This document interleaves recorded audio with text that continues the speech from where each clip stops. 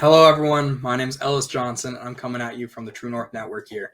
Now, I've worked with the True North guys for a little while now, but mostly I do my work on Rotoballer. I write the Thursday night preview for Rotoball. I've done that for about 3 years now. You can check out my work there. But today, I'm hitting you with the Thursday night preview here on the True North Network. I will be here every week for the rest of the season, so get ready, buckle your seatbelts, and here we go. This week, week 4, we have an absolute burner of a matchup here. As you can tell, I might be a Bengals fan, so it's perfect for me to jump into as we have the 3-0 Miami Dolphins traveling all the way to Cincinnati to take on the 1-2 AFC champion Bengals. Now, we have two potent offenses in this one, which is a really, really great for fantasy.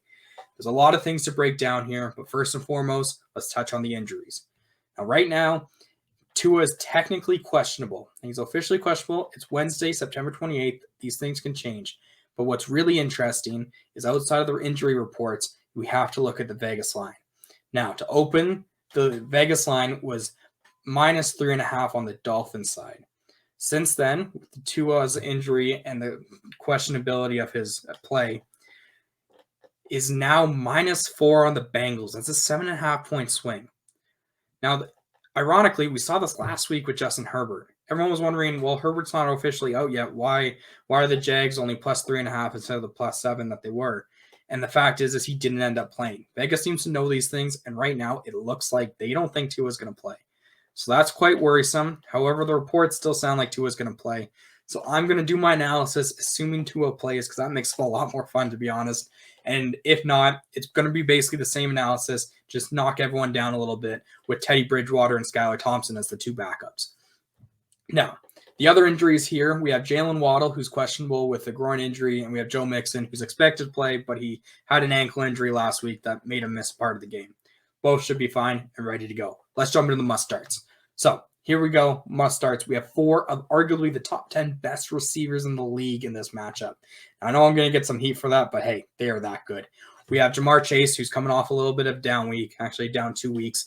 But we did see in week 1, he has all the elite skills. He put the team on his back. I know they didn't beat Pittsburgh, but he had 2 touchdowns called back. One was out of bounds. One was deemed not a catch. And then he had a great touchdown to tie the game, too, on the last play of the game. He is still elite. He's going to be great. I expect him to have a really nice day this week. The second one in my rankings of the 4 is Jalen Waddle. Now, he's been incredible. He's moved up to my Dynasty WR3 behind Jefferson and Chase. He's been amazing. He has 100 yards or more in 2 games so far. He has 3 touchdowns in the 3 weeks. He's looking like the consistent option, the big play option, and Tua's go-to guy. He is really great. You start him as a WR1 all the time. The third one I got is Tyreek Hill, which is kind of funny because Tyreek Hill has been chirping the Bengals defense a lot lately. He came out and said he owes Eli Apple. Now, I don't know if he owes him because Eli Apple bought him Super Bowl tickets after they eliminated Kansas, or if it's because they stopped him on the 2-point conversion going to halftime in that AFC Championship game. Either way, there's bad blood, and I can't wait to see it play out on the field. Tyreek Hill, though, is definitely a start. He has had a blow-up game. He's had a solid game. He's had a down game last week. You don't know what you're going to get, but he is going to be a WR1 for sure. In my head, he's a little bit on the low-end WR1 just because we have seen him disappear. Last week, for example, where he only went 2 catches for 33 yards against a beat-up Bills secondary. Last but not least, we have T. Higgins. T. Higgins had the high ADP of WR13 going into this season. A lot of people questioning it. But the thing is he's actually looked the part, and he looks like he was a good investment, even at the cost. Now, week 1, he got a concussion, and he missed part of the game, which was quite unfortunate. But he came back, and he had a really nice game in week 2 against the Cowboys, helping out on the game time drive towards the end of the game and scoring the touchdown there. Last week, he had a spectacular touchdown catch that, due to some weird toe-tapping rules of if you're falling backwards and your toes touch and you have possession but your heels are out of bounds, it's no good. But falling forward, that does count. I don't know. Basically, it was a great catch, and it was ruled out of bounds, but he still managed to rack up around 90 yards and have a really nice day. He is my number 4 on this list, but come on, this list is pretty great. So that's how I would rank the receivers in this matchup. As for the quarterbacks, my must-start is Joe Burrow. Now, yes, I have Joe Burrow over Tua, not just because of the injury, but because Miami's actually allowing the most fantasy points per game to the quarterback position, which, if you think about it, it's been Josh Allen, Lamar Jackson. They've been good quarterbacks, but they have had really nice games against this team. So I think Burrow, we saw last week, he kind of got back on board with everything. He had almost 170 yards in the first quarter passing. and he should be able to torch this Miami's defense. So I think he's going to have a really good game. I think he's a must start. I honestly wouldn't be surprised if he blows up and has a really nice top 6 quarterback finish, but he is a quarterback 9 on the season. I think that's kind of where I'd like to have him. He should be a really nice play this week. The other must start is also on the Bengals side, and it's Joe Mixon. Now, Joe Mixon's dealing with his own injury right now. He has a little bit of an ankle injury, but he's supposed to play. He should be good to go. Now, this team runs quite often, actually, despite all their weapons, and Joe Mixon is the guy. There's not many bell cows in the league anymore. There's not many bell cow running backs on great offenses, which is what this Bengals team could be. Joe Mixon has 228 yards. So far, he's looked great, and really that was only in 2 games too. He's had a lot of receiving work as well. He's really done everything, and he should be a great play.